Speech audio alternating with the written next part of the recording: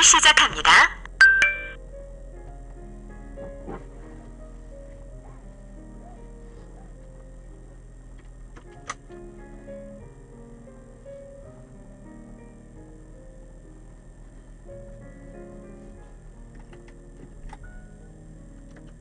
아폴로 11호였고요. 네. 그 다음에 12호부터 이제 17호까지 계속 있었죠. 13호는 가다가 사고 나가지고 다시 돌아오고 그 영화 됐었죠. 그 톰 행크스 주연의 아폴로 13이라고 영화도 나와 있는데 13호 빼고 이제 12, 11, 12, 14, 15, 16, 17까지 갔었죠.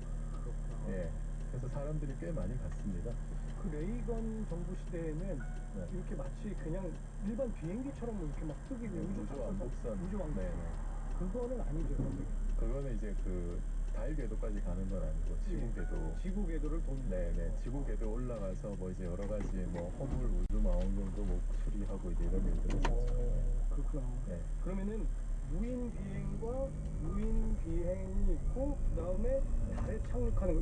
조금 이게 어려운 순서라고 이렇게 생각해도 돼요? 네, 그 사실 이제 다른 달뿐만 아니라 다른 행성 탐사도 마찬가지인데 처음에 이렇게 무인으로 할 수밖에 없잖아요. 처음에는 그럼. 무인으로 하는데 이제 궤도선이 있고 착륙선이 있습니다. 궤도선은 그 행성의 궤도를 도는 거예요. 타원 궤도를 도는 거예요. 네. 그러면 궤도 그러니까 그게 이제 인공위성인 거죠. 그 천체 그러네요. 인공위성을 만들어서 그러면은 이제 그 천체에 대한 어떤 글로벌한 정보를 얻을 수가 있겠죠. 뭐 물리적 여러 가지 뭐 대기 상태라든지 아니면 이제 특히 지금은 뭐 카메라 기술 같은 게 좋으니까 표면에 고해상도 그 사진 같은 거 그런 거를 많이 찍어서 정보를 얻으면은 네. 그러면 그 다음에 당연히 착륙하고 싶잖아요. 그래서 착륙 지점을 또 이제 선택을 할 수가 있고 예. 그래서 이제 착륙선을 이제 내리고 그것도 이제 무인입니다. 그런 다음에 이제 여건이 갖춰지면 이제 사람을 보내겠다라고 하는 거죠. 네. 그럼 뭐 모든 그 행성 다른 천체 탐사도 다 그런 식입니다. 그 궤도선하고 착륙선이 콤비네이션으로 이렇게 진행이 되고 달도 마찬가지였고요. 그러다가 이제 사람이 처음 간 게 아폴로 우주선이었고 예. 근데 이번에 그 아르테미스 계획은 이거는 사실 그냥 우리가 생각하는 뭐 예를 들어서 화성에 뭘 보냈다 뭐 달에 뭐 어디서 탐사선 보냈다 우리도 지금 달 탐사선 궤도선 보내려고 하고 있는데 그런 거하고는 약간 좀 이렇게 클래스가 조금 다른 나름 빅픽처예요. 나사에 어떤 겁니까? 뭐가 달라요? 이게 이제 한마디로 얘기하면은 달 기지를 한번 만들어 보세요. 이제 이런 빅픽처예요. 정말요? 네. 이 진짜 영화 속의 한 장면처럼? 네네네. 이게 이제 우리가 21세기라 그러면은 진짜 막 이렇게 우주 정거장 같은 게 한참 떠 있고 예. 많이 떠 있고 우주행 자유롭게 하고 이런 상상하잖아요. 네. 그것에 제일 가까운 픽처가 아닐까라는 생각이 드는 프로젝트예요. 그렇군요. 네. 그러니까 이 아르테미스 계획은 이제 1, 2, 3단계가 있는데 뭐 이제 그 3단계가 그냥 그 이제 우주선 그 오리온 우주선에다가 사람 보내가지고 이제 착륙시키는 건데 그게 끝나고 나서 이제 그 2020년 말 이제 사람이 가는 게 2024년인데 네. 그 프로젝트가 성공하고 나면은 그 2020년 말에 달 표면에 그 베이스 캠프를 만들려고 그래요. 표면에는 베이스 캠프를 만들고 달 궤도에는 게이트웨이라고 하는 달 우주 정거장을 만들려고 하는 거예요. 그러면 달 우주 정거장에서는 주로 뭘 합니까? 달 우주 정거장에서는 거기서 일단 착륙선을 달에 내려 보내는 거예요. 그렇겠죠. 예, 네. 그래서 이제 달 표면 또 이제 뭐 여러 가지 활동들을 하고. 우주 정거장엔 사람이 살아요? 네, 사람이 이제 그 뭐 한 두 달 정도 이렇게 뭐 몇 달 지낼 수 있게. 그렇구나. 근데 이 달 우주 정거장에서 게이트웨이에서 얘는 또 이제 어떤 그가 있냐면은 이걸 중심으로 화성에 한번 어떻게 가보자. 거기서 점프해서? 그런 이제 좀 시뮬레이션 하는 화성 가는 훈련하는 어떤 연습장 그런 식으로 쓰려고 생각하고 있어요. 지금 화성 탐사선은 뭐 이렇게 보내가지고 네네네. 거기서 정보도 얻고 그러지만 사람이 가본 적은 없죠. 사람을 가본 적은 없죠. 어허. 그래서 이제 그 화성까지 가는데 대략 한 6개월 정도 걸리거든요. 그래요. 그럼 사람이 6개월 동안 이게 우주비행 해본 적이 없잖아요.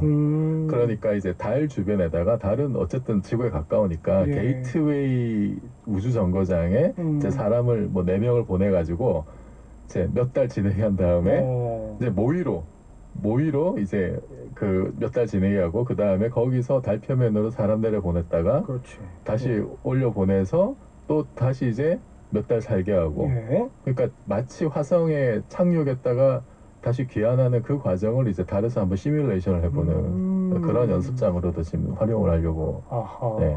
이게 우리가 생각하면 뭐 아무것도 아닌 것 같지만 이게 어떤 달의 궤도를 네. 계속 돌면서 그 궤도에서 그 땅에 착륙하는 것까지가 네. 이게 어마어마한 뭐 이렇게 수학, 물리학 막 이런 게 네. 필요로 하더군요. 그게 쉬운 일이 아니죠. 그래서 그 아폴로 11호가 착륙할 때 달 착륙선이 이렇게 착륙을 할 때 네. 그게 이제 사람이 조종한 게 아니라 그 컴퓨터가 이렇게 조정을 한 건데 네. 그래서 그 달 착륙선이 사실은 말하자면 최초의 뭐 퍼스널 컴퓨터 비슷한 거였어요. 그게.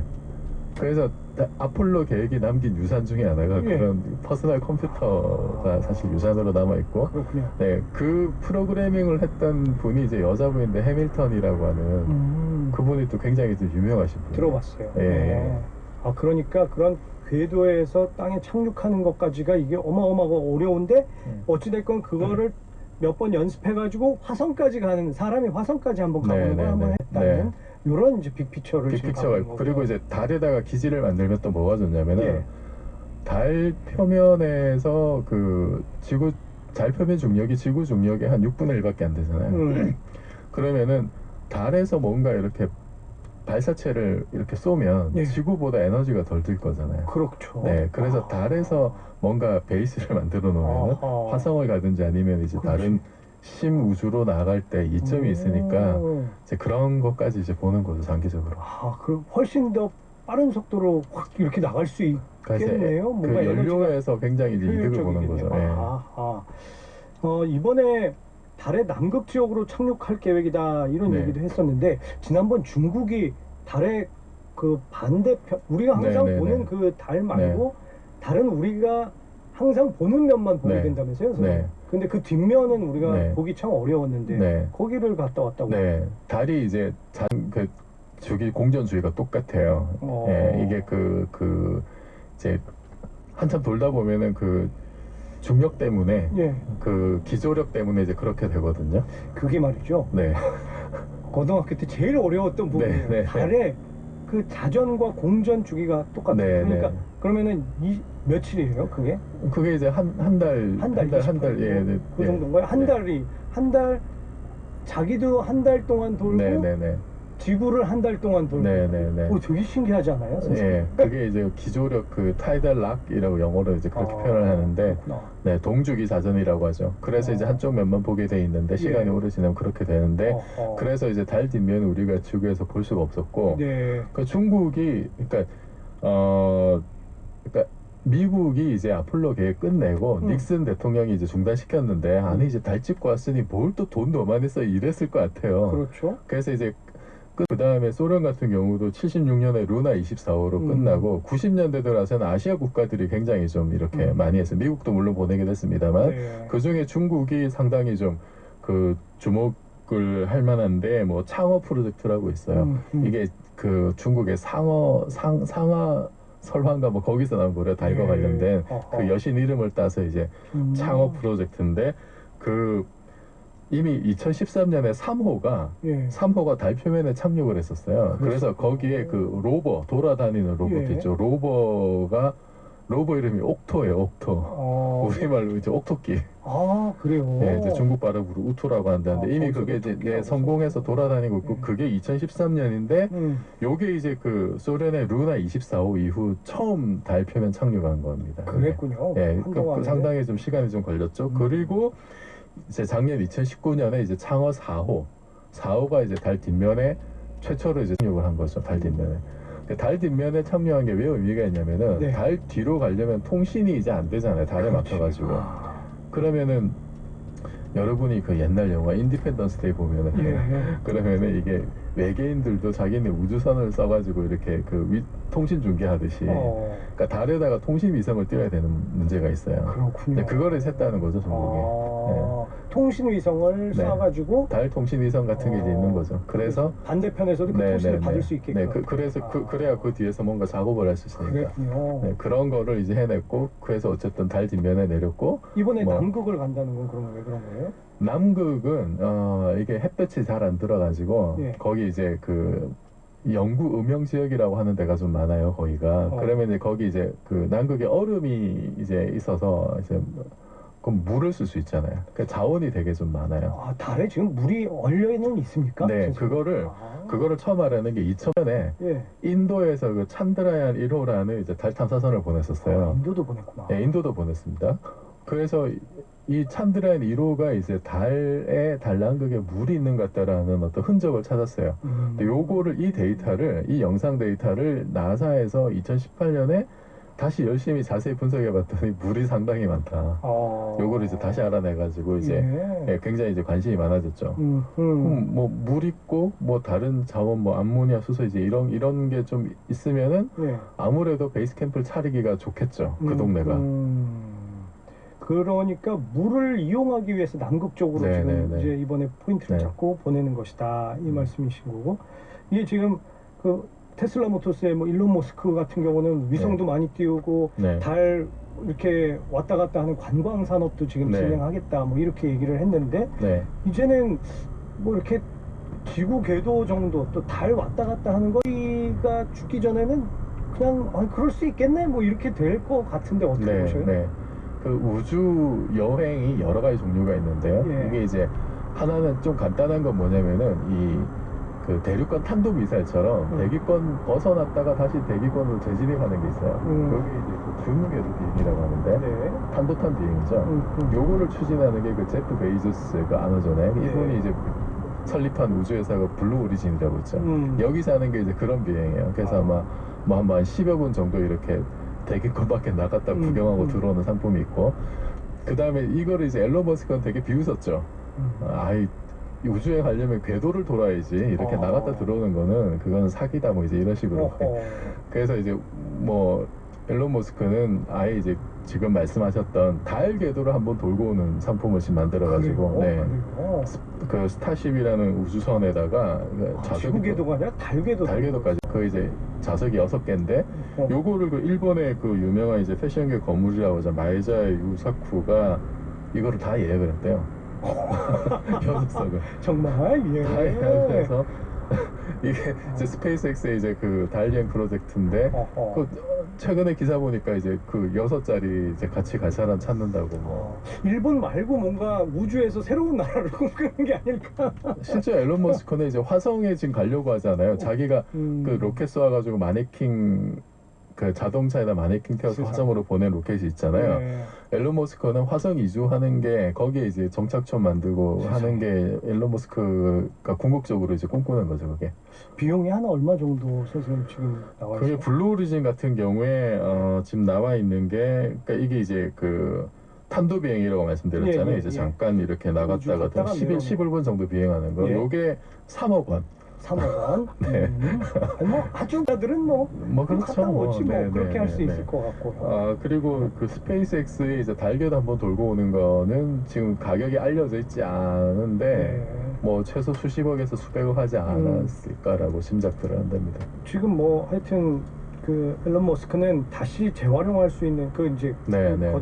겉에 있는 거는 네, 재활용하겠다. 네, 네. 뭐 이런 얘기까지 하는 거 보면 그게 점점 싸지겠네요. 예, 그 블루 오리진에서도 그게 이제 처음 시작을 했어요. 로켓 회수하는 거. 그때 제프 베이조스가 뭐라 그랬냐면은 만약에 뉴욕까지, 예를 들어서 서울에서 뉴욕까지 비행기를 타고 갔는데 거기다가 보잉 747 비행기를 버리고 다시 온다고 생각해봐라. 얼마나 아깝냐. 이런 얘기를 한 적이 있어요. 그렇겠네요. 지금 로켓 쓰는 게 딱 그 얘기거든요. 그러니까 그거를 다시 회사에서 재활용하자라고 이제 하는 거고, 네. 그거를 뭐 블루 오리진도 성공했고 스페이스X도 이제 성공을 한 거죠. 우리나라도 뭐 이런 데에 좀 관심을 갖고 있나요? 우주 예, 개발에? 우리나라도 지금 달 탐사선 보내고 착륙선 보내려고 하는데, 탐사선은 이제 그 달 궤도를 도는 거죠. 이거는 지금 아직 발사체가, 우리도 발사체 기술이 상당히 올라왔습니다만 탐사선은 이제 외국 발사체 실어서 보낼 계획이고, 네. 착륙선은 이미 뭐 로버 같은 거 디자인 다 나와 있어요. 그렇겠죠. 네, 가기만 하면 괜찮아요. 그런 거 우리가 뭐 위성 기술은 굉장하거든요. 위성이나 뭐 이제 로버 이런 거는 그냥 만들면 되는데 발사체가 문제죠.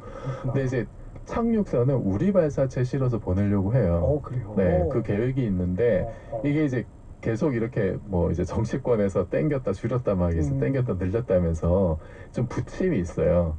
그래서 저는 좀 이렇게 너무 이렇게 성급하게 하는 것보다 좀 차분하게 지속적으로. 예, 믿고 기다려서 좀 지원을 좀 많이 해주는 게 좋지 않느냐. 그리고 아직 우리나라는 그 우주 개발과 관련된 좀 이런 독자적인 어떤 그 뭐 청 예. 내지는 뭐 부 이런 게 정부에 없잖아요. 그렇죠. 이번에 질병관리청을 우주청이라도 하나 만들어야 되는 거 아니냐 이런 얘기를 많이 하시거든요. 정권이 네. 바뀌어도 지속적으로 그렇죠. 뭔가 이렇게 네. 개발을 지원할 수 있는 그런 기관이나 단체 뭐 이런 것들이 있었으면 좋겠고 뭐 그리고 기업들도 네. 남의 일이라고 생각하지 말고 네. 또 함께 뛰어들면 참 이 좋겠고요. 아르테미스 계획 같은 경우에는 민간 기업들이 블루오리진에 이런 업체들 다 참여하고 있어요. 그래서 그 아르테미스 3의 그 오리온에서 이렇게 착륙선은 민간 기업에서 만들고 이런 식으로 역할 분담하고 그래요. 있습니다. 네. 자, 한국일보에 제5원서 연재하셨던 이종필 교수님 너무 반갑습니다. 칼럼 잘 항상 읽고 있었는데 뵈니까 더 반갑다. 2354번 쓰시는 분, 9588번 쓰시는 분 신문에서 항상 잘 읽고 있다. 네, 한국일보는 올 1월 달에 끝났습니다. 끝났고. 네, 좀 아쉽습니다. 저. 네. 자, 건국대 상호교양대학 이종필 교수와 말씀 나눴습니다. 감사합니다, 선생님. 고맙습니다. KBS 교통정보센터 연결해 보겠습니다. 이승미 씨. 네, 이 시각 교통 상황입니다. 추석을 한 주 앞두고 곳곳이 혼잡합니다. 동부간선도로 의정부 방향으로 상계교 부근에선 사고 있었습니다. 성수분기점부터 여파받고 있고요. 또 장안구에서 중랑구 쪽으로는 작업 여파 때문에 밀리고 있고 상계교 부근에는 고장난 차가 있었습니다. 원룸분기점에서 상계교까지 정체되고 있고요. 내부순환도로 성산대교 방향으로 기름램프와 정릉램프 사이 3차로 막고 작업이 계속되고 있습니다. 여파 조금 더 늘었습니다. 월곡램프부터 정릉램프 쪽으로 막히고요. 반대 성수대교 방향으로는 홍제램프에서 홍지문 터널까지 밀립니다. 강변북로 일산 쪽 한남대교에서 양화대교까지, 또 구리 쪽은 가양대교에서 양화대교, 서강대교에서 동호대교 쪽으로 밀리고 있고요. 올리픽대로 공항 쪽입니다. 잠실대교에서 반포대교까지 정체고요. 여의 하류나들목에서 가양대교까지도 막히고 있습니다. 반대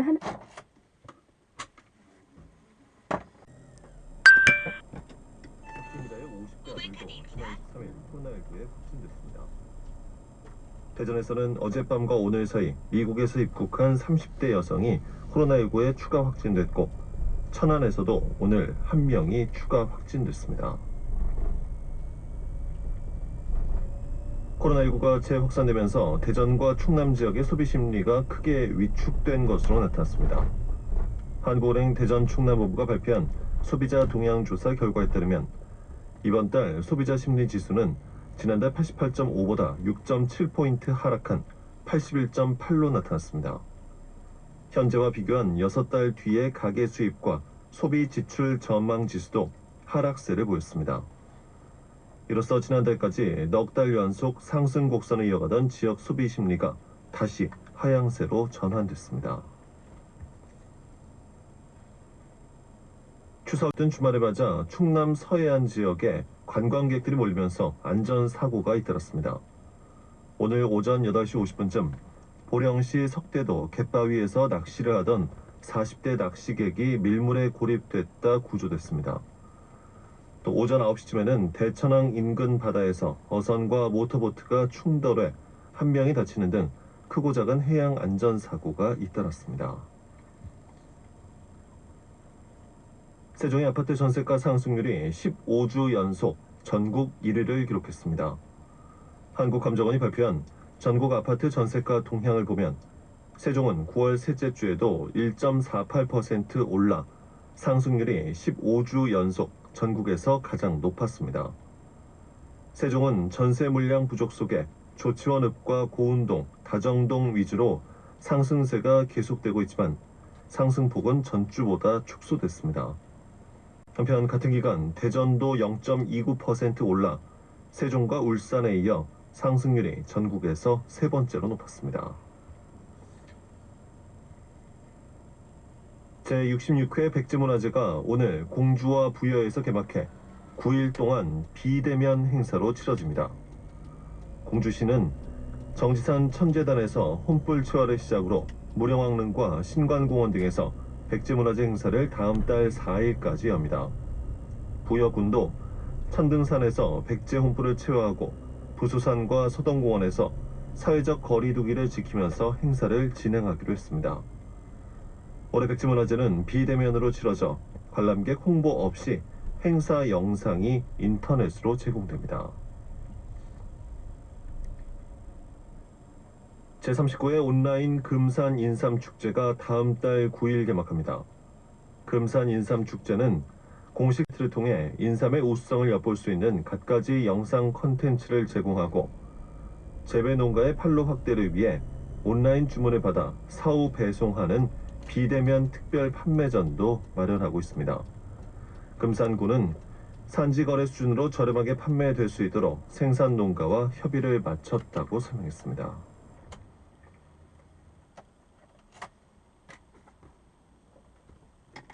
살펴봅니다.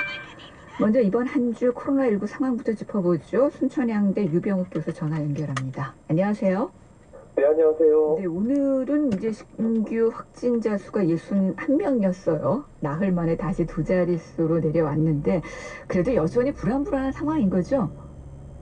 이 확진자가 나오는 그런 패턴, 네, 상황을 보면요. 네, 예전에 대구 경북 지역이라든지 또는 이태원 유흥 클럽으로 생각하시면 네, 큰 환자군이 한 장소에서 네, 발생을 하는 거라서 네, 예측도 가능하고 어느 정도 방역에 대해서 방향도 잡을 수 있다고 하면은 네, 네, 최근에 나오는 확진자분들의 그런 패턴을 보면은 네.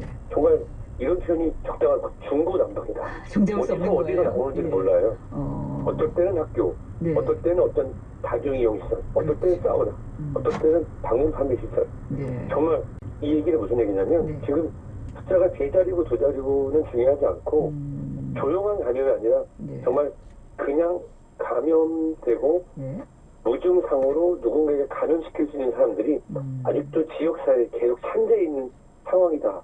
그렇게 이해하시는 게 더 좋을 것 같습니다. 그렇군요. 어쨌든 이런 가운데 이제 중대본에서는 이제 다음 달 11일까지 적용하게 될 추석 특별 방역 대책을 발표했는데 여기 어떤 내용이 담겨 있는 건지 정리해 주세요.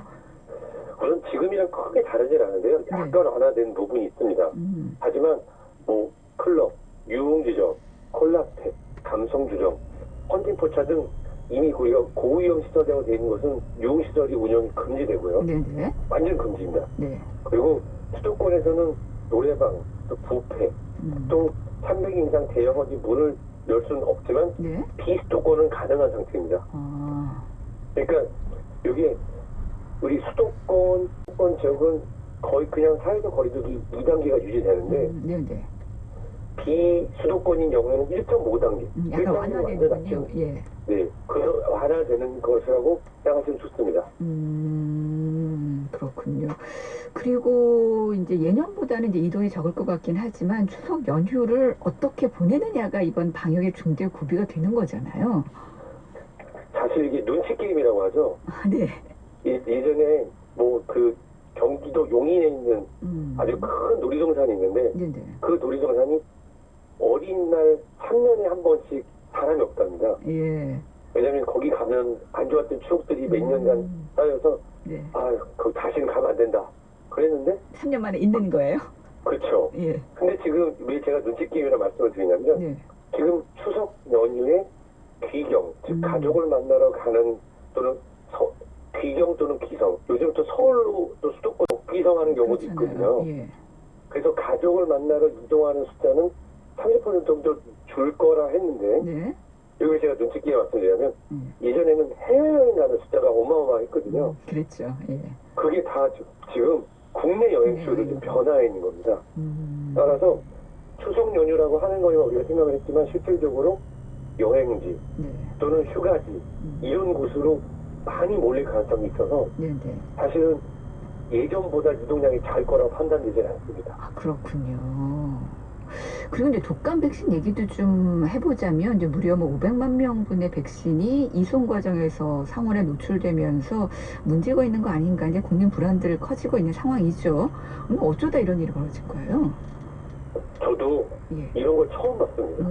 사실 제가 성인 예방접종 전도사 역할도 하고 네. 또 단체 예방접종을 이제 한국국제연합당 포이카 등 봉사나라 네. 또 해외 봉사를 많이 나가는 분들 교육하고 예방접종을 단체로 안내해드리고 진행도 하고 했거든요. 네네. 실제로 콜드 체인이라고 하는 도매상에서 직접 받아서 네. 병원에서 냉장을 잘하고 예. 또 접종하는 사람들하고 편의성을 위해서 병원 내에 주사실 또는 다량의 인원들을 측정하기 위해서 아이스박스에서 그 상온 4, 5도를 항상 유지하면서 진행을 했었는데 네네. 종이박스로 배달했다는 얘기는 저도 처음 들어봤고요. 그리고 아무리 짧은 시간이지만 상온에 노출됐다고 하는 거는 그런 부분들은 국민의 신뢰가 떨어질 수 있는 그런 상황입니다. 그렇죠. 근데 이제 또 이 문제가 되는 독감 백신을 맞은 사람이 뭐 200명 이상인 걸로 집계가 됐어요. 뭐 아직까지는 뭐 별 이상이 없다고는 하지만 이게 정말 괜찮은 건지 효능은 어떤지 여러 가지 걱정은 돼요. 우선 그 부작용에 관련된 우리가 이게 지금 끓는 물에 내놓은 게 아니라 네. 한 보도에 따르면 한 15분 또는 맥시멈 한 30분 정도 이송 중에 실온에 노출됐을 거다라고 하는 지금 부분인데 네. 문제는 이게 유정란, 계란으로 만드는 백신이든 또는 세포비향으로 만드는 백신이든 네. 온도에 굉장히 민감합니다. 왜냐하면 이게 단백질 펩타이드로 되어 있기 때문에 예. 최근에 어떤 책임 있는 분이 나오셔서 WHO의 근거를 가지고 이런 경우 상온에 있어도 괜찮다라고 말씀하셨는데 네. 그건 의학적으로 그렇게 정확한 표현은 아니고요. 그래요. 실질적으로 실온에 노출이 되게 되면 단백질 함량이 감소되기 때문에 물백신이라고 하는 표현을 전문가들도 씁니다. 네. 근데 실제로 이 상온에 노출된 시간이 짧기 때문에 변성을 일으켜서 인체에 해를 입힐 그런 가능성은 거의 없어서 지금 처음에는 유통되지 않았다고 했다가 이게 우리가 그 노트 번호라고 하거든요. 그러면 최종적으로 우리가 어떤 공산품을 우유 같은 걸 마실 때 보면 거기 바코드가 있고 어느 공장에서 만들어지고 어떻게 유통되는 걸 다 추적할 수 있듯이 노트 번호를 통해서 이게 일반 접종 물량으로 나간 걸 확인이 된 겁니다. 네네. 근데 그분들에 있어서는 부작용이 나타날 가능성은 없지만 이 지금 접종에 대해서 지금 이제 전수조사를 할 수 없지만 거기서 일부를 뽑아서 얼마나 전수는지 확인해보고 그거에 따라서 재접종 가능성이 있다 없다 얘기가 있지만 현재까지 좀 신중한 편이지만 사실 이게 국민 여러분들이 신뢰도가 떨어져서 유료 접종으로 돌리고 있는 사태를 책임 있게 다음 주 초에라도 그 조사한 결과를 정확하게 밝혀서 안심하고 무료 접종이 진행될 수 있도록 하는 게 필요한 상황입니다. 정말 말씀하셨지만 이제는 유료라도 맞으려고 병원마다 사람들 몰리고 있다는 소식이 이제 들려오잖아요. 벌써 뭐 불안한 마음도 이해가 되긴 하지만 또 한편으로 이렇게 되면 정말 필요한 분이 맞지 못하는 상황이 되지 않을까 그런 걱정이 되기도 하고요. 사실 작년에는 독감 예방접종 남아서 폐기를 많이 했습니다. 네. 이게 매년 맞으시라고 말씀을 드려도 다행인 건 우리가 마스크 쓰기와 사회적 거리 등으로 정기영 청장이 발표한 것처럼 이 인플루엔자 계절성 독감 환자가 100만 명 이상 상반기에 감소한 거로 나오긴 해서 다행인데요. 네네. 문제는 이 예방접종이 올해 부족하겠냐? 부족할 가능성은 적습니다. 사실은. 아 그래요? 이게 자발적 비개발 접종. 지금 같이 방송을 준비하시는 KBS 생방송 하시는 분들 밖에 스튜디오에 접종하신 분 작년에 맞으면 손 들어보라고 한번 해보십시오. 들어보세요. 안 계세요. 저는 맞았어요. 네, 그러니까 한 번도 안 맞을 거예요. 그러시구나. 자발적 접종, 비접종일 수도 있고 또 20, 30대 분들은 사실 접종을 거부한 게 아니라 그게 있는지도 모르고 있고 그렇군요. 하기 때문에 이게 군중심리, 제가 눈치게임이라는 표현을 쓰는데 사람들이 그래서 이게 다른 언론에서 정확한 정보가 필요한데요. 과도한 불안감을 일으키는 언론 보도 등이 결국 그것이 그런 것 때문에 정말 필요한 분이 예방접종 못할 수도 있습니다. 그러니까 너무 불안할 필요는 없는 거군요. 전혀 그래서 필요 없습니다. 왜냐하면 지금 이 12세, 18세 일부 품목에서 발표된 거고 일부 언론에 나오는 것처럼 500만 도세가 모두 다 상온에 있었던 건 아닙니다. 아 그렇군요. 그 유통하는 그 업체가 책임지는 게 500만 도수뿐인데 그중에 일부가 유통이 된 거죠. 그러면서 또 가짜 뉴스가 막 돌면서 얘기되는데 거기 이제 책임 있는 발언을 하셔야 되는 분이 WHO 얘기를 하면서 상온에 1시간 있어도 된다라고 하니까 그런 것들이 이제 의학적으로 확인이 안 된 부분이 발표가 나면서 혼돈을 일으킨 건데요. 네. 사실상 예방접종은 바로 진행될 거고 약간 혼선 정도가 있을 가능성이 높습니다. 어쨌든 그래도 관리의 허점은 보완해야 될 근본 대책들이 나와야 되긴 할 것 같아요. 그럼요. 네. 아무리 그 처음 하는 업체라고 하지만 이번에 가장 큰 문제는 네. 그 국가와 계약한 업체가 재하청을 주면서 거기에 대한 그런 품질 관리가 되지 않았던 부분이 있거든요. 네네. 그건 절대로 하면 안 됩니다. 예방접종은 네. 온도, 콜드체인, 그리고 신뢰가 가장 중요한 게 예방접종은 건강한 사람이 건강을 증진하기 위해서 본인이 시간을 투자하고 돈을 투자해서 맞는 거거든요. 예. 아파서 하는 게 아니기 때문에 네. 안정성과 신뢰가 가장 중요합니다. 따라서 예. 이번에 있었던 일에 대해서 조사를 통해서 아주 투명하게 다 공개를 하고 네. 그런 것들 매뉴얼을 만들어서 차후에 계약, 국가 단위의 예방접종 계약할 때는 네. 이런 일이 다시 발생해서는 안 됩니다. 그렇군요. 말씀 잘 들었습니다. 네, 건강하세요. 네, 순천향대병원 유병욱 교수와 함께했습니다.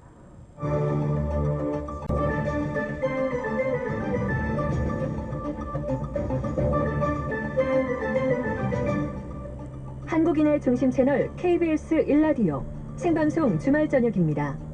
매주 토요일과 일요일 저녁 6시 5분부터 아나운서 태희경이 애청자 여러분과 함께합니다.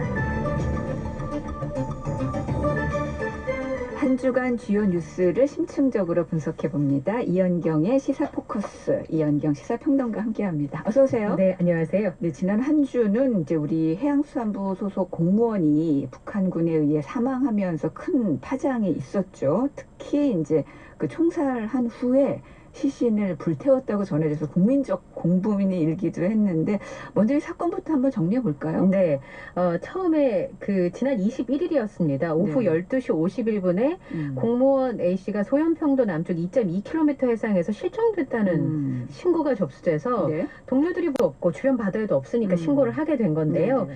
실종 이후에 북측 해상에서 발견이 됐고 그때까지는 생존 상태였습니다. 네, 네. 구명조끼를 입고 있었고 예. 기진맥진한 채 부유물에 올라타고 있었는데 북한의 수산사업소 선박이 먼저 발견을 했다는 게 우선 군의 설명이었었는데요. 네. 그리고 북측에서는 표류 경위를 확인하고 진술을 들었지만 북한군의 단속정이 나타나서 말씀하신 것처럼 네. 총으로 쏴서 살해한 것으로 파악이 됐었는데 예, 예. 이상했던 거는 오후 3시 30분에 북한에서 발견을 했는데 네, 네. 6시간 동안 그대로 뒀다가 9시 40분쯤에 해상에서 사살한 것으로 파악이 됐거든요. 네, 그리고 네. 이제 국민들을 정말 공분하게 했던 거는 네. 북한군이 바다에 떠있는 시신에다 기름을 붓고 불태운 정황.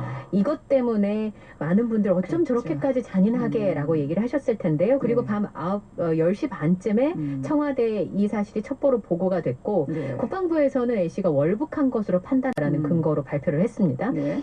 배를 나설 때 신발을 벗어뒀고 부유물을 이용했고 그리고 월북 의사를 북한군에 표명했다라는 네. 점을 들었는데 네. 유가족들은 그럴 리가 없다라고 반박하고 있는 상황이었죠. 근데 또 이것도 되게 이례적인 일이었는데 북측에서 이에 대해서 김정은 위원장이 직접 나서서 사과를 하고 통지문을 냈어요. 네. 근데 이제 이 북측의 주장이 우리 내용과는 차이가 있죠. 너무 차이가 있죠. 너무 사실은. 차이가 예. 있죠. 예. 황해도 강령군 금동리 연안 수역에서 특정을 해서 이제 그 현장에서 발견이 됐고 북한군 총격에 사살된 것으로 추정된다는 네. 거죠. 우선 살펴보면 정체불명의 남자 한 명을 발견해서 북측의 수산사업소 부어선이 부업선이 보고 신고를 했다. 여기까지는 갔잖아요. 네네. 그런데 신분 확인을 요구했는데 처음을 답을 했던 남성이 그 과정에서 협조를 하지 않았다. 그러니까 우물쭈물하면서 네. 제대로 말을 하지 못했다라고 하는 게 북측의 주장입니다. 그래서 군인들이 접근을 해서 네. 공포탄 2발을 또 그리고 도주할 듯한 상황이 만들어졌다라는 설명입니다. 네. 사격은 우선 단속정 정장이 결심을 했다. 그리고 해상 경계 근무 규정에 따라 총탄 10여 발을 발사한 건 맞다는 거죠. 사살한 게 아니라 총탄을 발사했다는 사실은 인정을 했는데 네. 그리고 아무 소리가 없어서 가보니까 아무도 없었다. 그러니까 추정은 할 수 있지만 뭐 아무도 시신을 없었다는 거예요? 그러니까 가보니까 부유물에는 아무도 없었다는 게 북측의 주장입니다. 주장이고. 근데 예. 혈흔이 많이 있으니까 아마 사망한 것으로 추정한다. 사망한 것으로 판단했다는 것이고 네. 그리고 이제 방역 규정에 따라서 시신을 소각한 게 아니라 그 부유물을 해상에서 소각했다. 부유물이라고 지금 표현하는 거군요. 네, 부유물을 소각했다는 거죠. 사람이 아니라. 이건 네. 굉장히 다른 점이 다른 있습니다. 거죠. 첫 번째는 우리 군에서는 월북 가능성에 대해서 이야기를 했는데 이 부분에 대해서 북한에서는 불법으로 자기 영해에 침입을 했다라고 판단을 했다는 거죠. 굉장히 다른 부분입니다. 나는 사격 명령을 누가 내렸는지도 굉장히 중요합니다. 나중에 이제 진상조사가 끝나고 나면 처벌의 얘기가 나올 텐데 그럼 어디서부터인가가 굉장히 중요한 부분인데 북한에서는 배 지휘권자인 정장이 지시로 발표를 했다는 거고 우리 군에서 상부 혹은 뭐 김정은 위원장까지는 아니더라도 해군 지휘 계통에 그 지시가 있었을 것으로 판단해서 발표를 했었는데 이 부분에 대해서는 양쪽의 얘기가 굉장히 다른 겁니다. 그리고 문제는 이제 김정은 위원장의 개입이 있었는지 알았는지 이런 게 굉장히 중요한 부분이 되겠죠. 근데 개입이 그러니까 김정은 위원장의 개입이 없었다로 이제 지금 판단을 하는 거예요? 예, 박지원 국정원장이 이제 실종 공무원이 피살되기 전에 북한의 김정은 위원장이 보고를 받지 않은 것으로 판단한다라고 말을 했습니다. 그러니까 과거의 서해교전처럼 중간 간부의 지시로 이제 이루어진 것으로 보인다라고 얘기를 했고 국정원의 첩보상으로 현재까지는 김정은 위원장의 개입 정은 없다라고 밝혔는데요.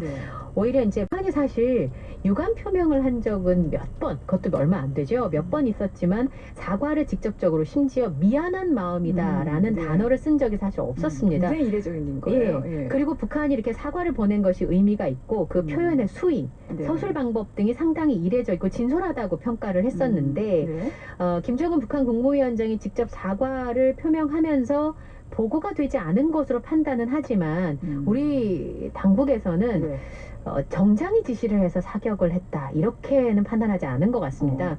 군 최고 수뇌부가 깊숙이 관여했을 가능성에 대해서도 지금 우리 정부가 보고 있는데요.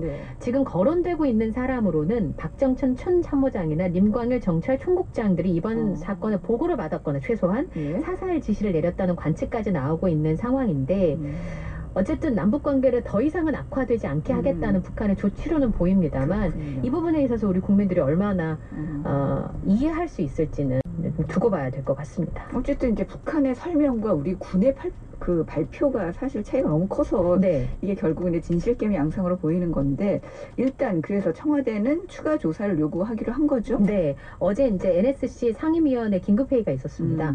통지문과 우리 정부의 첩보를 좀 비교 분석을 해봤었는데요.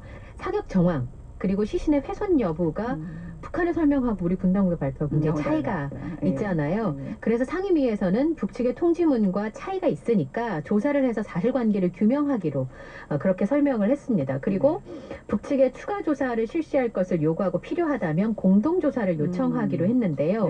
문재인 대통령이 사건을 보고받고 나서 사실관계 확인 그리고 이것을 투명하게 국민에게 알리라라고 지시한 바 있습니다.